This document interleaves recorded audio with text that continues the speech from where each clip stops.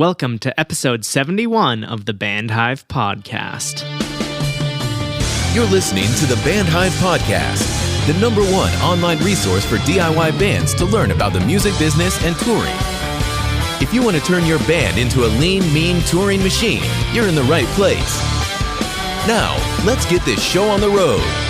It is time for another episode of the Band Hive Podcast. My name is James Cross, and I'm here with Matt Hose of Alive in Barcelona. How are you doing today, Matt? I'm doing pretty awesome, James. How's everything over there on the east side?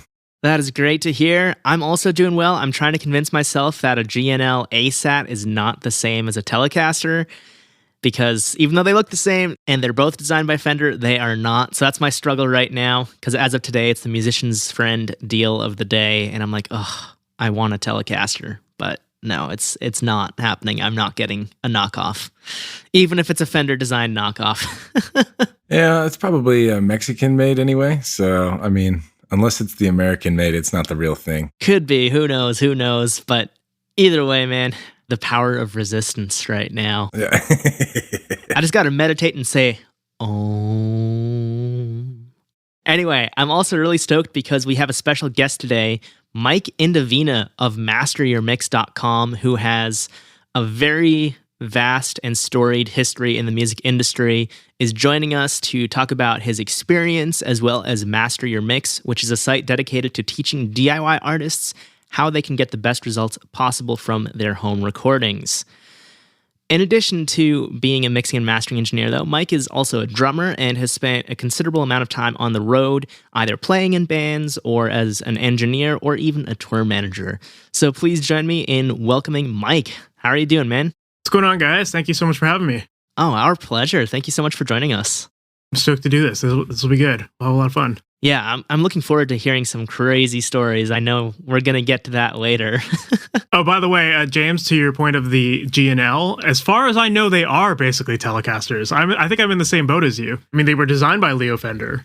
And as far as I know, even their Mexican-made models still have American electronics in them. So that's kind of their advantage. Yeah, the difference is, because I looked up a YouTube review to figure this out. I was like, are they the same? Are they? And they sound a little different because Fender, when he moved on to GNL, didn't like the super harsh top end on a Tele, which is what makes the sound of a Tele. So when he designed the ASAT, he rolled off that top end and it's a little more controlled. It's got more low mids and less of the high mids there. So unfortunately, it looks the same, but it sounds a little different. Probably doesn't have that signature Fender patented neck either. That wonderful, rounded, so easy to play and glide across neck. That's the magic of the Fender. I'm a drummer. I can't play anyway, so. All I know is I really want to Tele for those nice, beautiful popping cleans. And the ASAT comparison I saw sounded good, but it wasn't a Tele. So I must resist. But yeah, so Mike, again, thank you for joining us. And just to jump right in and get things started, you've been doing this for almost 20 years in various forms. Do you want to just tell us what inspired you to get into the music world in the first place? Yeah, so my start in music was kind of just like, I got into it out of competition, actually. So when I was in 5th grade, I had a friend of mine he was like the cool guy in school. And I remember there was a school talent show and he played drums with a band. And after that, all of the girls were swooning over him. And I was like, screw this guy. I got to show him up. I'm going to learn drums too. And so my puberty jealousy kicked in and got me into drumming. And so, ultimately, like I started drumming. I signed up with the same instructor he had and everything. You know, it was just like so childish, But immediately I fell in love with drumming and it was just amazing. Like it was just like a really fun hobby. And as I got into high school, I joined my first band and I was very fortunate. Like I was always in bands with people who were older than me who, for whatever reason, like felt like a band needed to be taken seriously and treated like a business as opposed to just like a bunch of guys hanging out and having fun. So that was like my experience in being in bands. Like I didn't really know anything other than like you're in a band to be serious and to make music and like tour and do your own merchandise and like book your own gigs and do your own promotion, all this, that kind of stuff. So, but I just loved it. Like it was so much fun playing in bands. And that was my goal for the longest time was just like, how do I become a professional musician and finding the right band to do that with and meeting the right people. And so basically that was my career path for the longest time, was just like, I'm going to just become a professional musician. And at some point along the way, I got really interested in recording as well. And I think that was just because I was really frustrated with the process of writing songs, because our bands, we would like spend hours and hours working on songs and like perfecting the arrangements and getting the parts down and nailing it all. And then we would leave practice just relying on our memories to piece everything together the next time we got together. And inevitably, we'd always forget half the cool stuff we came up with. So I was just so frustrated with like kind of taking a step backwards and trying to relearn these awesome songs that we had just created. So I was like, I'm going to get into recording, and that way I can like capture these moments and have these songs recorded. And I was always interested in like, every time we played a live show, I'd always watch a sound guy. Like I just thought like, well, if the band thing doesn't work out, like what a cool job to just like work in a venue and watch bands play live and like play with these like cool looking toys that with all these lights and stuff. Like, I don't know, it just really fascinated me. So that's what got me into the audio side. Just I thought it was fascinating, and combine that with the fact that I wanted to record our material. And then eventually went to college for music business and music production stuff. And when I graduated from there, I kind of just started like, it was like an experimental phase in my life where I just started working in lots of different areas of the audio industry just to kind of get my feet wet and get a lot of different experiences. So I worked in like audio post-production, I worked in recording studios, I worked in live sound, I did tour managing, like a whole bunch of stuff just to kind of see what I liked. It was really awesome. Like I loved doing all of those things, but recording was always like the one thing that I kept coming back to. And like whenever my band wasn't active, like I was recording another band or like messing around with my own stuff. I was very fortunate that I eventually moved into a house with a bunch of guys who we had a studio in the house. So for me, it was like, why not use this amazing facility that we have like in our attic, and like I'll record bands and like I'll just get my feet wet and like, network and do that kind of thing. So recording just kind of took over, like, and as my bands broke up, it was just, okay, I'll dedicate more time to this. And that's kind of where it went. And then that leads me to where I'm at today, where like I'm still doing the recording stuff. I'm not really doing the live sound stuff or even playing in a band right now, but I've moved to teaching music production online. One of my roommates at that same house, he asked me one day, he's like, hey man, like you're really good at what you do and you're really good at explaining what you do. Like, why don't you teach this stuff online? And he had an online guitar business. So he kind of showed me the ropes, and that was kind of the start of Master Your Mix, which is what I currently run. So for me, it's just like, that's been a really fun way too, because even though my bands are done, I still get to be creative. I get to work with a lot of creative people and help them make more music. And to me, that's like my goal, is just put more music out there and help people be proud of the work that they're doing. And especially these days with like COVID and all this stuff, like people are just locked in their houses and writing songs and needing to put it out there. And most of them don't want to spend the money to go to a big studio either. So why not help these people and at least get more music out there? So that's kind of like my long-winded answer of like how I got to where I'm at right now. But yeah, lots of different things along the way. I love that. First of all, I mean, we're going to have to go back and dig into some of the things that you've done in the past, but I think with Master Your Mix, this is something you've been working on for a while now. And I think 2 years ago, you put out a book, right? The end of 2019, I want to say. Yeah, I put out a book called The Mixing Mindset, and pretty crazy. Like, I mean, I put it out there not knowing really what it would do, but it ended up becoming an Amazon #1 seller, which was pretty crazy. So yeah, I was like, who knew? I'm distinguished. I have a #1 selling book. That's amazing. Congratulations on that. Thanks, man. Yeah, no joke. That's a huge feat, man. That's definitely something to be proud of.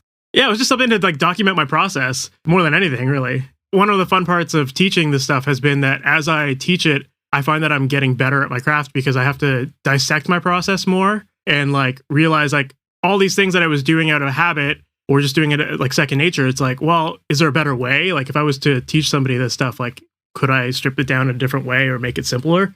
And so that was really like one of the coolest parts of making that book, was it just forced me to really simplify and dial everything back and just get clear on like a process that really worked for me. Yeah, I really like that approach. And I mean, having read the book a while ago, so I might be a little rusty on it, but I think that's something that engineers who are already established will still pick up some tricks from it, but it's not over the top that somebody who has no experience would just be confused and lost. You know, you did a really great job of explaining what you're doing. Like you said, breaking down your process. And so I can't say I'm a member of Master Your Mix, but from that, I can imagine it's relatively the same, where people of all skill levels, even though it's focused on the DIY folks, will be able to come in and learn something. And what better time to have a site like that than during a pandemic, like you said, when artists are stuck at home but still want to make music.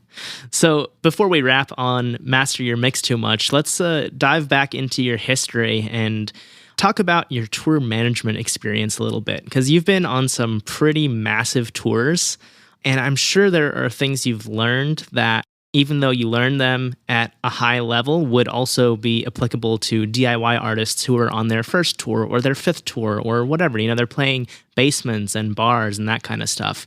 What kind of lessons do you think you can share that artists should pay attention to, but typically don't if they're just a DIY band? So as far as tour managing goes, I did it for a couple of years. I was fortunate. I did it with my own bands, obviously, and then I did it with like some bands that were signed to major labels, and the major label world really opened up my eyes to like what was actually possible with it. So I think to answer your question, I can come from both sides of it to see like, what worked for me as an independent and what worked for me as someone who was working in a major situation. The biggest thing I could say is just like, if I had to sum it up, it's like, treat yourself as a business. Like that is the most simplest way. It's like, look around at what other businesses do and mimic that. Like most bands, it's just like they go to a show or they play it and they leave. Or maybe they have a merch table and like, whatever they sell. And, it's very like casual. People don't think about it. There's no art to it. There's no thought process behind it. Whereas like once I started tour managing, I realized like, okay, well, this is our livelihood. This is how we make money. This is how we can make it to the next stop. So like we need to like fill the tank with gas and we need to have that money. And like, how do we do that? So as far as like running it like a business, like we were very mindful of what was going on around us and how that impacted our bottom line. So like one example was on one of the tours I was on, I noticed that whenever the band happened to be by the merch table after a show, we would sell more merch because people wanted to meet the band and they'd come and like, they wanted to support the band because they now met them and they thought they were fun or whatever. And like, or people wanted autographs or whatever. And so like, this was just something that happened by mistake. Like the band would just come to like hang out with me and like grab a beer or something. And I was like, wait a minute, like this is actually working. So from now on, after every show, you guys go to that merch table, even like go. And we started selling so much more merch. Like it was crazy. And we started networking a lot more because like we would meet a lot of cool people along the way. So like that was just like one example of something that to me, it really like changed the game. It was just like, that was a strategy. It wasn't just like a band hanging out at a show. It was like, this is how we run this business. This is part of our process. So yeah, that was definitely a really interesting part. Another one too, like another fun story I could share is, so I was on tour with Kiss, I guess now it was like 10 years ago. And I was working for this band that Gene Simmons had signed. They were called The Envy. When we first got on that tour, I remember feeling like we were kind of the outsiders. And I could tell like the whole crew kind of just looked at us like, oh, it's like Gene's band, whatever. Like they kind of like brushed us off. And I remember feeling that way for about like the first week or so. And nobody took us serious. It was just like a pet project that they thought we were along for the ride, right? But then like very quickly, we started to realize like, well, why don't we just become friends with these people? So we went out of our way to do things to like make the band connect with these people on a different level. One day in particular, we had this idea where like, why don't we hire a masseuse for the day? So like we just hired a masseuse for the day and we put her in this like just empty room in like the amphitheater backstage area. And we put up a sign on the wall that was like free massages for anyone in the Kiss crew. Take advantage of it, like whatever, book your time slot now. And then we just started walking around and telling everyone, hey, like we hired a masseuse for the day, like go get a massage, whatever. And like we just made friends with so many people that day. And like they had like a whole new respect for us because they were like, oh, like you're one of us. Like you get that, like we get sore after shows and like we need this kind of thing. And like from there, it was like that changed the game for us. Like they wanted to help us. Like we had like their lighting guy would like do our lights for us every night. They like volunteered to like help us get our stage set up every night. Like they'd help put up our banners and like do all this stuff that like they didn't have to do and they weren't supposed to do it. But just because they had a new appreciation for us, they did it. And through that, like we met so many people and like it was just like another great networking thing. So yeah, it's just like you have to realize like it's a combination of networking and just like paying attention to the little details that are going to grow your business and help connect you more. That's just like the biggest thing. It's like just network, be cool, don't be a dick, and you'll have a lot of success when you do that. If you're going to just stay to yourself, that's where nothing's going to happen. It's like you might be the best band ever and you might win some fans through your music, but it's going to be a harder hill to climb if you're just not really doing anything to get up there, you know? Yeah, absolutely. And, I love that because you took an outside the box approach to a problem that the crew had, the problem that, their backs were sore. And instead of saying, oh, we'll buy you a beer, thanks for doing what you do, he said, no, we're going to get you a masseuse. Like, that's amazing. And I'm sure that's probably the only time that's ever happened to them, that an opener treats them like that. And if that's the case, which like I said, I'm sure it is, they're going to remember that forever. They're going to be like, oh yeah, that band that got us the masseuse, like in that one city. That was so cool. Totally. And it was funny too, because like it was obvious that they cared about us because there was always like an opener band, like a local opener, and then we would have our gig. There was another band that would follow, and then Kiss would go on. And the crew did nothing for those other bands.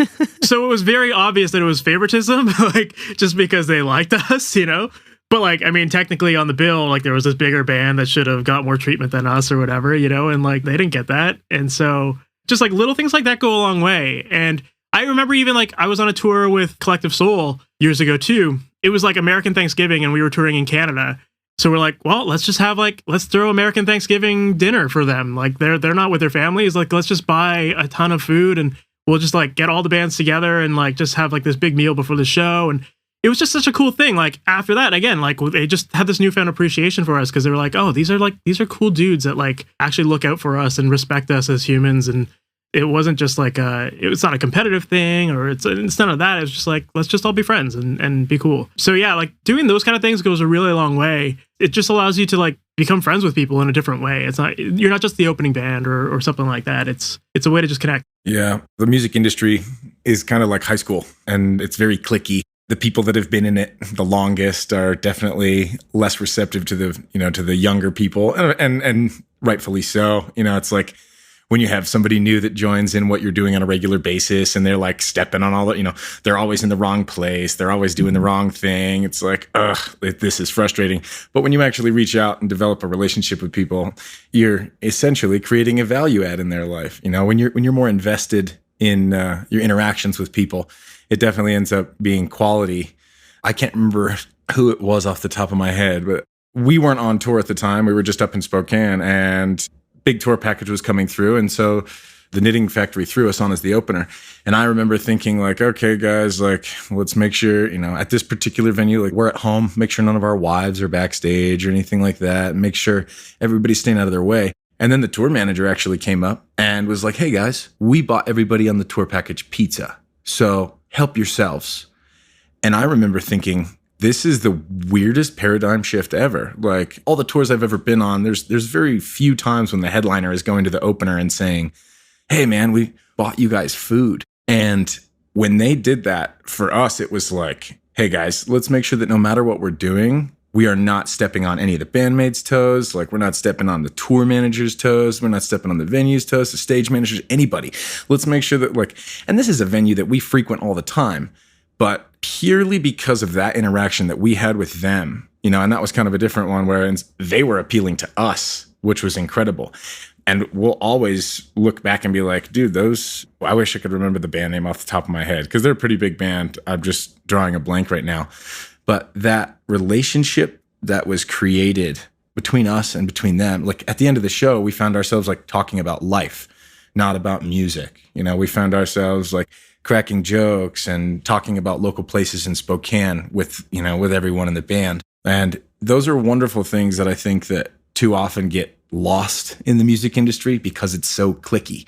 We're competing at this level of the game and you guys are competing at this level of the game. Like, do professional MLB players go and play, 2A baseball? No, they don't. It's the same type of, professionalism and an industry standard type of thing. And so if you can break that wall, if you can break that stigma and you can actually just create quality relationships with people, that's gold. Yeah, and I don't think that it always has to be that big dynamic of like the professional and the amateur, it is, or like the headliner and the opener. You can do it on a smaller scale. Like I remember even just when I was first starting out in bands, one of my first bands, we made all our own merch. Like we built the printing, or we built a like a shirt press in a basement, and like we did all our own shirts, and we like got button makers, and like we did all sorts of crap. And I remember just like we used that as another way to just be cool and network with other bands. And it was like, when we played our local rec center shows, we would talk to all the bands after and like be like, oh, who makes your merch? Or they would ask us that. And then we'd get into a cool discussion of, like, oh, we do our own stuff. And like, it was just like at a DIY level, like people appreciated that. Right. And they'd be like, oh, cool. Like, why don't we work together? Like, let's do some stuff together. Like we would do split records with other bands. We would design their shirts and buttons for them. Like that was just like another way of like us keeping in contact with people, and we'd get shows out of it and we'd help each other. And it was just like, that was like another great way to grow. I was very fortunate that the area that I grew up in, that was the whole like ethos of the music scene. It was just like everyone wanted to help each other and grow and be friendly. And as long as you were cool and as long as you networked with people, like you could probably have grown with that scene. Like we had some pretty big bands. Like we had like, I grew up with the guys in Silverstein. We had like Sum 41 around us. Boys Night Out were like part of our city. Like I knew the guys in Simple Plan. Like I just like all these bands that we were all growing up at the same time, like working with each other and like just shooting emails back and forth just casually as friends. And then like some bands blew up, and they brought other bands with them. And it was like the people who you kept in contact with, like if you were a regular, you grew with it, I guess, Yeah, that's awesome. Yeah, I think there's a few things that we can dig into and unpack there. Mike, you mentioned that there was no competition. And I love that because that's kind of showing that, hey, we're not worried that you're going to steal our fans, our income, because you're going to take money from us. Because I know there's some headliners out there who will say, oh, the opener, you have to charge, $40 for a t-shirt because that's what we charge, and we don't want you to charge less because then we won't get as many sales. It's like, well, no, if people want to buy a shirt, they're going to buy a shirt. Like, it's not the price, it's whose name is on the shirt. And so then, if anything, if people haven't heard of the opener before, they're less likely to buy that shirt because they're like, I just heard of them tonight. I'm not going to drop $40 on a band I've never heard of. But they might have bought both if they had $60 and said $40 for the headliner, $20 for the opener, And so having the scarcity mindset, thinking there's not enough to go around, is going to be damaging to everyone in the long run. Whereas the abundance mindset saying, hey, you know what? We're going to be able to help each other out. We can all share. Like there's enough to go around. That's great. That's kind of what was going on with like Matt's example of the headliner sharing pizza. They said, hey, you know what? There's enough food to go around. Like, please have some, join us. And same thing when, Mike, you were on tour with Collective Soul, when you got Thanksgiving dinner for them. That's like saying, hey, you're part of the family now. You're part of the crew. We did this for you. You weren't saying, oh, no, we don't have the money for that. You were saying, hey, like, they're going to remember this if we blow their Thanksgiving out of the water and like make it amazing. Yeah. And even when we didn't have the money, we still did it. It was like, that was just part of the thing we did. It was like, how do we make every tour a special tour? How do we do something special for that band? And like, yeah, even if we can't afford it necessarily, like these are connections into the industry, and like, let's just be cool and like, let's just work with what we can, and it goes a long way. Yeah, that's going to pay off tenfold in the years to come. Even though you might spend, a couple $100 now, think about the next tour you get. Like they're going to say, hey, who do we want to take on tour? Oh, let's take those guys. Like they were super chill to us. And it's all about an investment. And I think a lot of people don't realize that when you're in a band who's just starting out, you have to be ready to spend money before you get anything. Because like you said, Mike, it's a business. And that's what the podcast is for. Like we're talking about taking your band seriously and running it as a business. And if you say, oh, you know what, I'd love to get t-shirts made, but I don't have $300 to get shirts printed. It's like, dude, it's $300. You're never going to get anywhere with that attitude, because you get those shirts printed and you sell them. And then guess what? Now you have $600 or $750. That's how business works. And you can go to the next gig and make more money. Yeah, exactly. Like people who think that way aren't going to make it. The people who think, hey, I'm going to put in $300 and in a month I'm going to have $700. Those are the people who will succeed because they understand what's going on. And now, obviously, that's no guarantee to success, but it shows that at least they're thinking about it. They're willing to invest. And in combination with the networking and just being a go-giver in general, I think that's one of the key things. Because like you said, people will gravitate towards the other artists that they want to help. Just like with The Envy. Gene Simmons took them out on tour because he liked them. He signed them. that's how the music world works. People want to be around people that they enjoy hanging out with. That's really what it comes down to. And obviously there's so many tours that have buy-ons and this and that now. It's like, yeah, you can do that, or you can become friends with them, and then you won't need to buy on because they're going to say, hey, you're our friends, come on the road with us. But even still, okay, like even on the topic of buy-ons, I don't know too many people that have done it. I know one person who did it on a big scale, and they botched it. They bought onto the tour, and then they did nothing to nurture that relationship, and they were forgotten about. So it's like, if you're going to buy onto a tour, at least see that as an investment, but like have a strategy behind it. Don't just think like, oh, I'm going to play in front of thousands of people and become famous. Like, that's not how it happens. Like, you have to work harder. As much as I hate to say it, we're not in the music industry. We're in the entertainment industry. And like, we have to realize that entertainment is our business. And however you can entertain people, you need to do that. You just have to be thinking of creative ways to stand out and connect with people and grow your fan base. And it's not just a matter of putting out music anymore. You can write great songs, but I don't think a great song is enough these days. I think you need to put yourself out there in a lot of different ways to get that song noticed. Yeah, it's really come down to holding attention. There are so many great bands who put out a record every 3 years, and people forget about them in the 2.5 years that they're writing and recording. Then you see artists who are putting out a song every few months, and all of a sudden, like, those artists are doing way better than the major label artists who put out an album every 3 years. We had Howie from Ballyhoo on episode 48, and he was talking about how they've been dropping a song almost every month. And it's taken them 25 years to get there, but they're making a living on their creativity. And obviously there's major label artists who are making a living on their creativity, tons of them.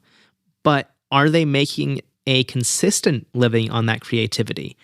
Or are they saying, hey, we'll tour every 3 years, and then they get a bunch of money, and then they need to live off of that for 3 years because the royalties and residuals and all that stuff that's coming in doesn't fully pay the bills. So they need to save up. It's like, well, you need something that's going to be consistent and coming in all the time, not something that you get a big windfall 3 years from one to another because you did a big tour. That's not how the industry works these days. Like you're saying, Mike, you have to be a constant creator. So, you've talked a little bit about your experience on both sides, both as a tour manager and as an artist. As an artist, when you were just starting out, you mentioned you were so lucky that all your bands took business seriously. What were some of the things that you saw other artists outside of that tight-knit scene doing that you kind of were thinking like, that's not the way you do it. That's not right. Like, that's not going to work out for them. I think I can sum it up as laziness. That's really it. There's a lot of bands that, again, just make music, get a gig because they happen to know somebody, and then they don't do anything. Or like, they're like super egotistical and like, you just can't stand being around them, and you have no desire to help them as a result of that. I saw that happen a lot too, and you're rooting against them at that point because like, they're just like, you don't want to see people that are dicks like succeeding, and maybe that's just me being jealous, I guess. But even like on a smaller scale, it's like, if you're gonna be a jerk to people, if you're gonna have ego, if you're not gonna like do anything, you're not gonna grow. That network you're gonna try to grow, it's not gonna happen because most people don't want to be around that. So to me, it's just like always put your best foot forward and be friendly with people. In hindsight, like, I wish that I had made these observations back then too. Like, I think if I can go back and be like actually like network minded like I am now, I think I would have had a much different career trajectory.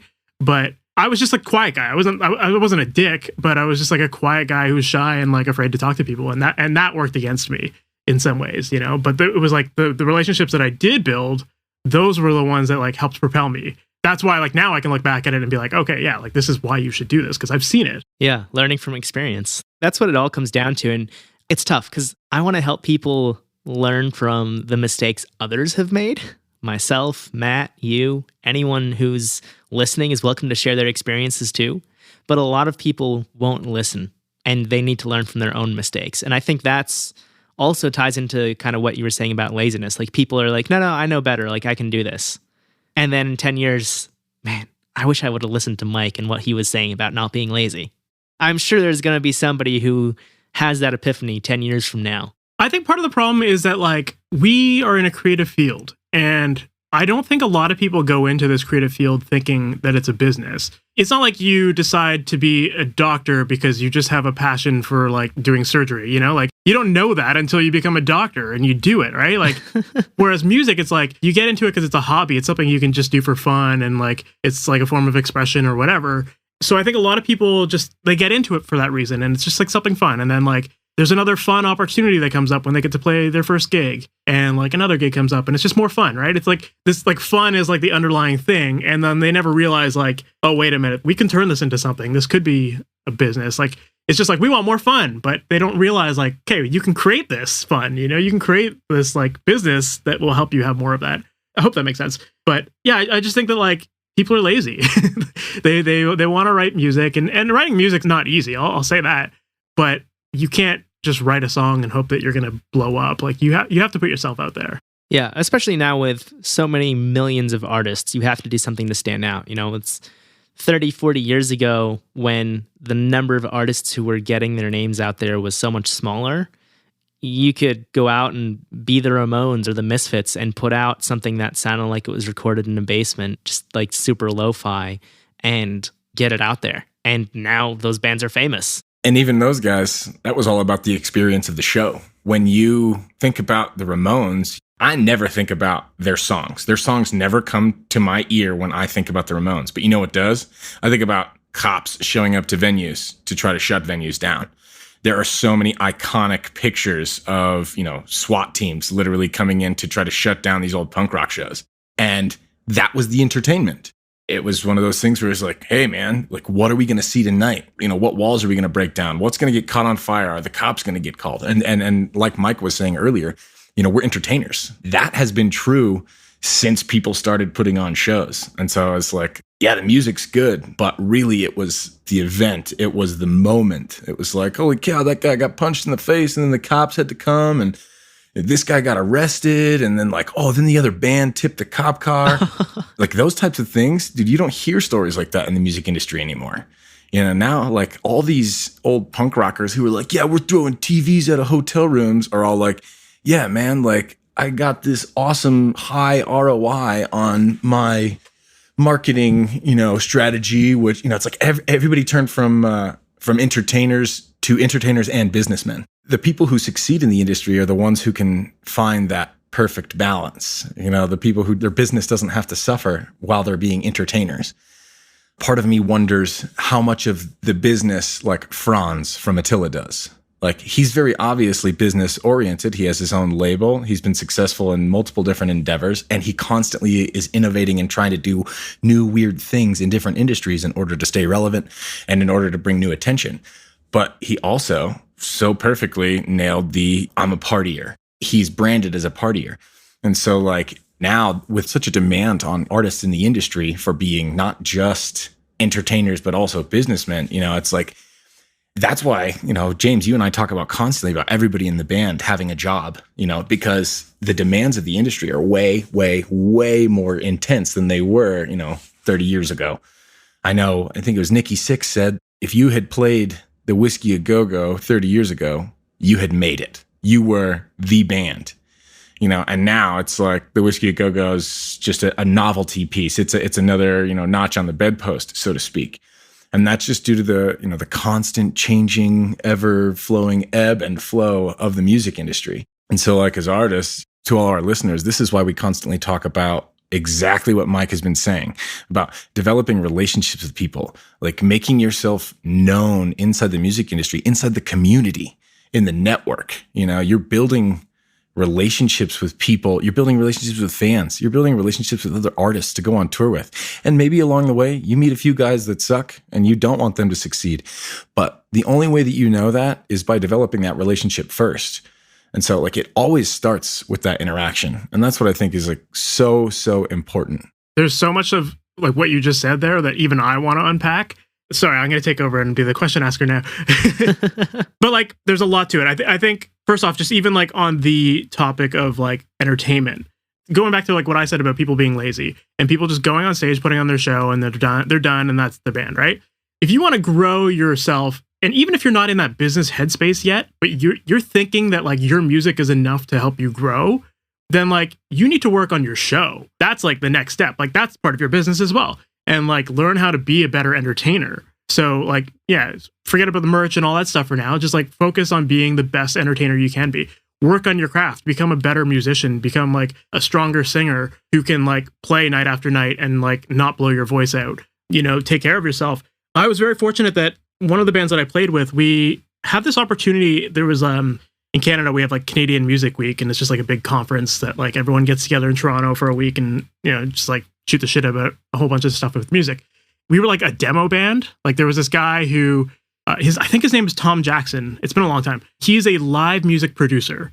So his job is to make your band look better live, and not like through stylists or whatever, but like we were the band and he's like, hey, cool, play your song. And he's like, okay, cool. Like, yeah, you sound good, whatever. He's like, we're going to now spend 2 hours workshopping one song so that like when you get up on stage, this is like the best performance of your life. And the audience is like eating every second of this. Like it was almost like choreographing our songs. It was like we were extending things to like, you know, draw out suspense, and, you know, like the singer would move to this side of the stage while the guitar player would move up front. And like, it was just like, even our keyboard player in the band, like, he was like, you're not sitting because that's boring. Like, you're going to stand up and you're going to do this. And like, it's going to be uncomfortable. But like, we learned how to just be a better band live because of that whole experience.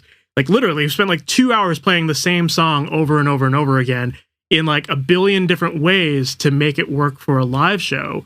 And I'll always remember that because that was just like, I thought about that. It was like, cool, like we have great songs on our record, but now how do we make great songs live? Like that's part of it. Like that's the entertainment side of it, because people could listen to our records. So why do they come to the shows? They need that experience. They need those moments that connect with people. So that was definitely one thing that, like, as you were talking about just like entertainment, that struck me. And the other thing too is the idea of every member having their own role in the band. And I think that is like so key. You know, because if you have if there's only one person, and you guys have probably talked about this on the show a billion times, but like if you have one person in the band who's in charge of all that, the band's going to break up because that person cares more than everyone else. And it's unfair to that person. And I've been that person in bands and it sucks. But when you have a band where like everybody has their role, whether it's like one person's the merchandise guy, one person is like the show booking guy, one person's like the writer, you know, if you can divide up these roles, and it gives everyone an equal investment into the band. And because of that, you're all going to grow together. And, you know, like for one of my bands, like our band practice was like, we split it. It was 50% working on music, 50% working on business. You know, even if we only got together once a week, we would spend like hours just talking. Like we would go in a circle, like, okay, cool. Booking guy, like, what have you worked on this week? Like, who have you talked to? Like, we did that kind of thing. It was just like everyone had their role, and it just changed the dynamics of working in the band. And I think that's why we were able to like grow, and, you know, we eventually landed a major distribution deal and stuff like that. It's like, because we took it seriously. And every other band that I've been in where it's unequal, it crumbles because inevitably like one guy wants out because he's just bored of it, or, you know, or like he's not putting in his weight. And so then everyone else gets frustrated. Like that just causes problems. So it's really important to pick your bandmates wisely and to make sure you all have the same shared vision. I really like that, where you talked about, you know, 50% of your time together being working on business. It actually directly relates to what you said earlier, where you were saying, look at what businesses do and then try to mimic it, try to emulate their formula. You know, I'm sure that every single person who's listening to this podcast at some point or another has worked for a business or a company that has team meetings. I've worked at countless different places where a regular team meeting was something. You know, they're all called something different in each individual industry, but actually we just recently had an episode about goals and about clearly outlining your goals. And I think that this is exactly why you spend part of your time for band practice working on business, because you actually have to say like, hey, this is where we've come, this is our goal, and this is where we're at. This is the process that we've done in order to make it here. These parts aren't working, these parts are. Let's double down on the parts that are, and let's grow. When you're looking at these major corporations, major businesses, like, yeah, a lot of them have like daily team member meetings where they talk, you know, at Walmart, they're saying, oh, you know, these prices are going to be rolled back and we're going to move that section over here. And, oh, it's the Super Bowl, you know, next week. So we need to set out all these big giant stacks of sodas and beers because people are going to want to buy soda and beer. and they have a strategy, and they have a plan, and they implement it. And each and every cog in the machine has their own specific thing that they need to do. But everybody knows it.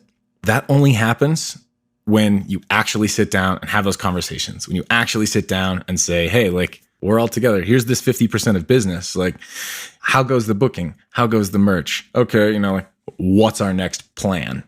If it's only about the music, then you don't want to be in music business. You want to be in a jam band. If it's only about the business, then you probably don't want to be in music anyway, because it's a really hard business and it's very competitive. And so, like, it really combines that passion for music with that cutthroat dog eat dog type of business, where it's like, look, like, we got to get out there and, like, let's be as cool as we can to everybody we can. But in the process, maybe we have to go, like, intimidate a promoter because he didn't advance the show and didn't pay us. It's about having both ends of the spectrum. And I love everything you're saying, man. I think it's hitting the nail right on the head. Yeah. And it's also like, if you don't have that mentality, what do you think is going to happen if you somehow magically blew up like you think you are? Like, do you think that, like, you're going to live this life where, like, just things happen for you and you don't have to do anything? Like, no, there's a lot of moving pieces to a big tour, to, being a professional musician. So you need to still be aware of the fact that there's going to be a business attached to you at some point. So why not be in control of it now, rather than get in bed with a whole bunch of people who are going to manipulate that business for their benefits, probably not yours. It's way better to be in control of building your team from the ground up, rather than, like, being in emergency mode of, like, trying to piece together something and not picking the right people. Yep, absolutely. And you find that as you take the reins and you become proactive rather than reactive, you learn a lot more. And then you get to those places where, like, maybe you're playing the biggest show or the biggest tour you've ever been on in your entire life, and the sound guy walks up and says, hey, do you have a stage plot? And you're like, I have no idea what that is. And you're like, well, maybe had you taken the reins for your business earlier, then you would know that. And then you could say, oh yeah, do you want it in a PDF? I'll send it right over. What's your email?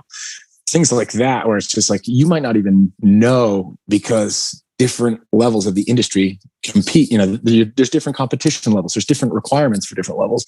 And so taking the reins of your business and actually getting your head deep inside of it is going to teach you those next level things, and the things that are going to make you professional enough to where you can actually be doing worldwide tours. And the other artists, the headliner, isn't going to bat an eye when they say, oh yeah, let's bring them. It's like, oh no, we can't bring them. They've never traveled internationally before. So they don't understand. Maybe they don't even know if they need passports. Like, who knows? Maybe they've taken the reins, maybe they're on top of the game and they know everything that they need to do, but maybe they haven't. Maybe they're lazy. Also, to take it another step further, it's like, think about the roles of what's going on in the industry. So, like, just take like an opening act, for example. An opening act isn't just there to provide entertainment. An opening act is there to boost the status of the tour or boost the status of the show. So when bands are looking for an opener, they're looking for who's a band that is going to bring in a crowd of people who, like, actually promote themselves and like could elevate our status as well. So you need to be that band that is professional, so that people do take you serious and want you on their tours. It's not just, they don't just like your music. That doesn't do anything. That's a disservice to them to actually just get a band on their shows just because they like the music. But, like, a band that can draw a crowd, yeah, of course they want that, because it just makes everyone's life better. And, it brings in more money to the tour or to the show. And that is the situation. So, like, always be thinking of, like, what role are you supposed to be playing in the bigger picture here, and think about it from that angle, and you'll start to work on your business a lot more. Yeah, absolutely. And, even on the local front, the artists who can bring people out to shows are going to be the ones that get the opening slots for any tour that's coming through.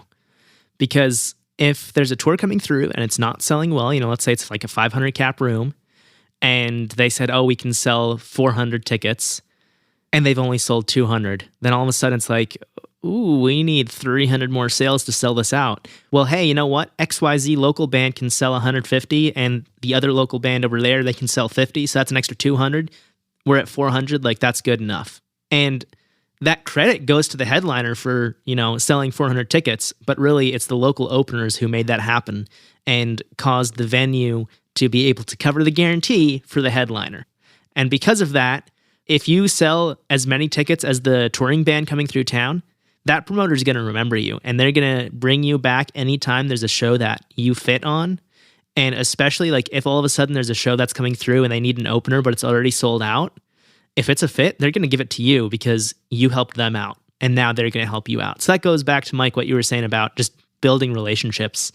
And I want to also come back around and mention something that Matt says all the time, which is when you are at band practice, you are rehearsing. You practice at home and you rehearse at practice. And that should be the same thing for the 50% business that you're doing. It should be, like you're saying, Mike, a meeting where you're going around saying, what's the status on this? What's the status on that? It shouldn't be saying, oh yeah, like I'm going to sit down for half an hour and send out a bunch of emails. It's like, no, you did that at home and now you're telling us how that went. And that's how it should be. Same as with your music. I love all of that so much. It's like people should not be coming to practice, you know? Like, yeah, it's rehearsal. Hopefully you know your parts already. Yeah. There's nothing more frustrating than being in a room with people who, like, you've played the same songs like 500 times already and they're still learning the song. That reminds me, we had a guitarist years ago. And actually, I thought about this earlier when you were mentioning wanting to be able to remember your songs that you had written after you had, come together. It's like, that's why you started audio engineering and recording in general. We had a guitarist who was a phenomenal guitarist, but he would write something and then instantly forget what he wrote. So we did the same thing where it's like, oh, let's start recording it. And there was actually a couple times where another guitarist had to learn his part by ear on our recording and teach it back to him so that he could play it when we actually went and recorded. And it was always mind-boggling to us. I mean, the dude was still to this day a fantastic guitarist, but I mean, we would sit down and start to play it and then he'd be like, that's something totally different than you played. He could ad-lib whatever he wanted to, but he couldn't ad-lib the same thing twice. And it was that same thing. It was just like, hey man, you haven't practiced this enough. You haven't committed it to memory.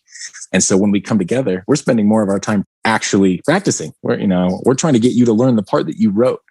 And so, it's practicing at home and making sure you know your parts and really getting your head in your business when you're not around your business partners is that's where the magic lies. That's where you start to fall in love. And I think too, like with practice, it's almost like when you're rehearsing and playing those parts, you should actually be focusing on learning the parts of everyone else in your band as well. Part of it for me was like, as the drummer, I wanted to know exactly what everyone was playing. I wanted to know the rhythms that they were playing so that I can point that out and be like, okay, we're not tight because you're playing this rhythm, I'm playing this one. And it took me a while to learn that too. Like I remember a big learning lesson for me was that like one of our bands, we worked with a producer, and this was like in my early days of like trying to be a flashy drummer. And I remember him having like a private meeting with the rest of the band being like, you got to kick Mike out of your band because he's just like in his own world and he's not paying attention to everything you guys are playing. And to me, I was like, oh, I'm wicked drummer. Like I'm playing these cool parts. And I wasn't listening to the song. I wasn't serving the song. And so finally the band told me about it and they're like, this guy wants you out of the band. So why don't we try to like please him and just simplify things, And I was like all angry and whatever, but I tried it and I was like, oh shit, this works. These songs sound better because now I'm listening to everyone else. I'm not focused on my own shit. I'm like, I can simplify these and learn what everyone else is doing, and this will make our band tighter. And we became a way better band because of that. And now, like, that's what I listen for. That's like when we practice, it's whenever I hear a band or if I'm producing a band, I'm like, I'm listening to everyone's parts and like, are they listening to each other or are they just serving themselves? And it goes a long way. Everyone needs to have their role in the band, but you also need to know what everyone else is doing and be invested in that to make it work as a cohesive unit. Absolutely. I always used to say that about all the shredhead guitarists like, Yngwie Malmsteen and Joe Satriani and Steve Vai. I said, these guys are really good, but in my opinion, the mark of a good songwriter is knowing when to shut up. And I still very truly believe that. It's like, some of these guys, they never know when to stop playing because they're so good at playing, they think that they should be playing constantly. But it's like, listen to David Gilmour. David Gilmour can play like 3 notes over the course of 2 minutes, and you're like, holy cow, that punched me in the soul. And so I think it's important for every artist when they're writing and working as a collective to realize, like you're saying, realize your role. It's like, hey, I don't need to have a crazy drum fill right here because I can just accent these 3 hits and that's going to hit way, way harder. Like my favorite drum fill ever is in Make Damn Sure by Taking Back Sunday. and it's just right before the chorus. It's really simple, and it's just literally a run down the toms. But it's so powerful because of everything else that's going on in the song. Now, he could have gone absolutely nuts, but instead he just chose to hit 4 toms right down, run right down the toms. And it sounds incredible. It's like musical rhetoric. I love quotes. So to quote Mark Twain, don't use 5 words when 3 words will do. Don't use 5 notes when 3 notes will do. Yeah, simplicity is definitely key.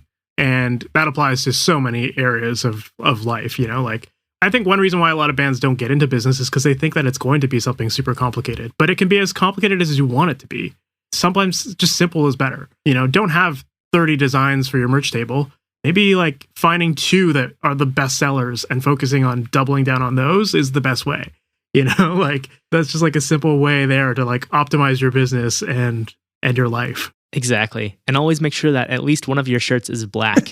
We talked about that on an episode a while ago. I think it was number 18. Otherwise, James won't buy it. Yet not only me. At Venue says most people want a black shirt. It was episode 18, No Money in Music. Think again. Start selling your merchandise. And on that note, Mike, I think something else that's really important that you mentioned is, yes, you changed your playing style because you were told about that, and listening is incredibly important to what other people are playing, but also listening to what people are telling you.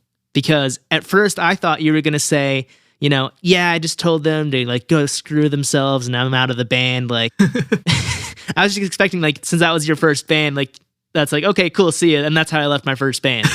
And that was a learning experience. But instead, you didn't need that learning experience because you just said, okay, cool, I'll try it. Well, yeah, because for me, like I could have lost my band at that point, Like I realized like I believe in this band so much and like I've worked for this band. So if I'm going to just drop everything because of my own ego, then that's very telling of the person I am, and I don't like that, So it was like, I have to at least listen to people and try.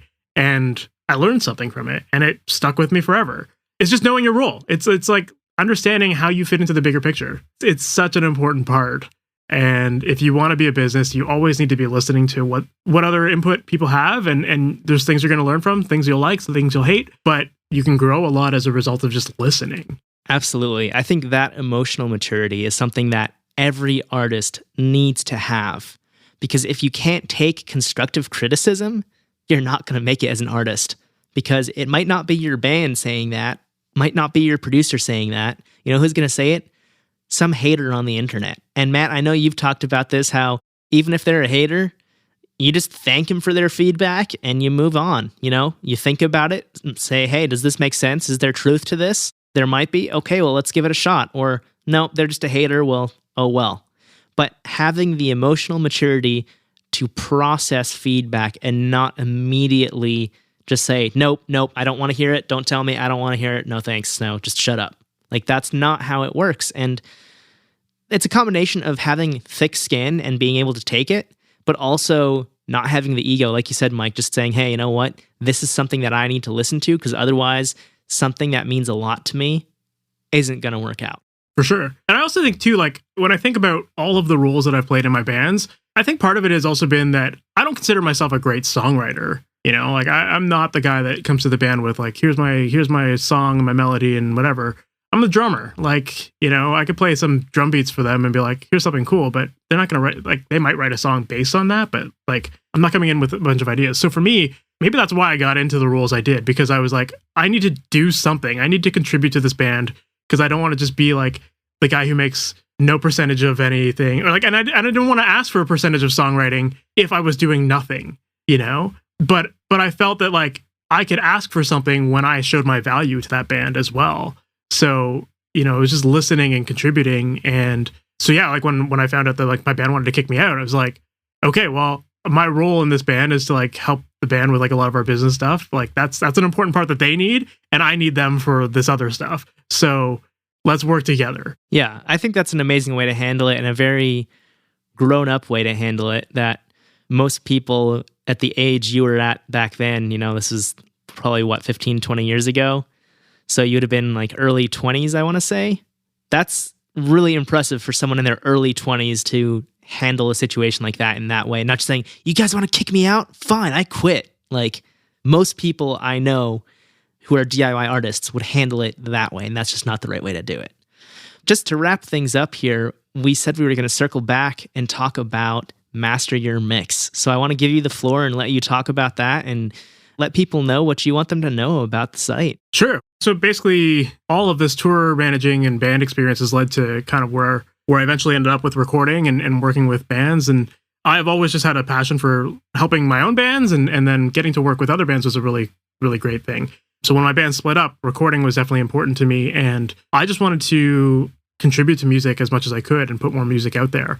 So yeah, just as I said earlier, my friend kind of convinced me to get into teaching bands online. And I think part of that also came from whenever I recorded a band, there was always one guy in the band who would pay attention to what I was doing and ask questions. And I realized that people want to do this and be able to do it on their own, or they're fascinated by it, or also they want the same experience that I had of just wanting to record my own stuff so I can remember things. And if I can make it sound usable, then why not, right? That's kind of what led me to starting Master Your Mix. So yeah, basically the focus of that website is just helping musicians create pro recordings from their home studios. I've got the book, which we mentioned earlier, got courses, memberships. I have a coaching program as well where I work one-on-one with artists and help them actually work on their records. So if people have a specific project that they're working on, I'll work with them on that, and almost like a virtual producer role. But instead of me being the guy who's recording it and mixing, I'm teaching them to do it. So it's a really fun thing, and it's been a great experience to work with so many musicians who are putting out amazing music, and to have a small part in that is pretty awesome. So yeah, if anyone's interested in learning more about that, visit MasterYourMix.com, and hit me up. I'm always open to having conversations with people about what music they're working on and what their goals are and how it can be done. Great. And all those links will be in the show notes as well at bandhive.rocks/71. So, we'll drop in Mike's social media, the Master Your Mix YouTube, and the site, and any kind of links that you might want to find Mike on will be in there. So again, that's bandhive.rocks/71. Or if you just want to see everything about Mike all at once, masteryourmix.com. Mike, thank you so much for taking the time to sit down with us this week. Man, this has been so enlightening. It's been really a wonderful chat. Thank you so much. Thanks for having me, guys. This was a lot of fun. I love these kind of conversations. They get me excited and make me want to be in a band again. First, it's just nerding out about business, and then it's getting philosophical. I love it. No, but thank you, guys. Appreciate it.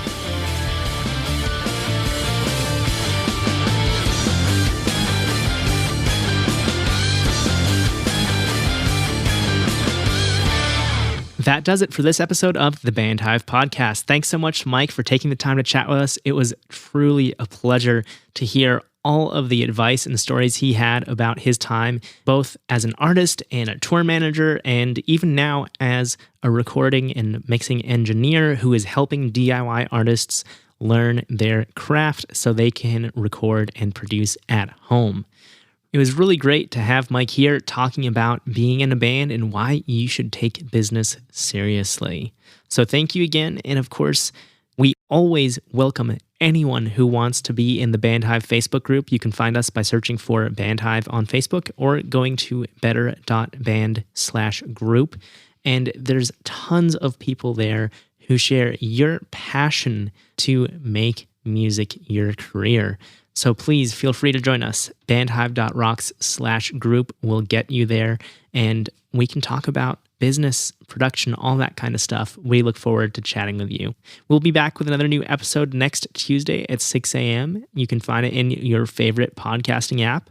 Until then, have a great week, stay safe, and of course, as always, keep rocking.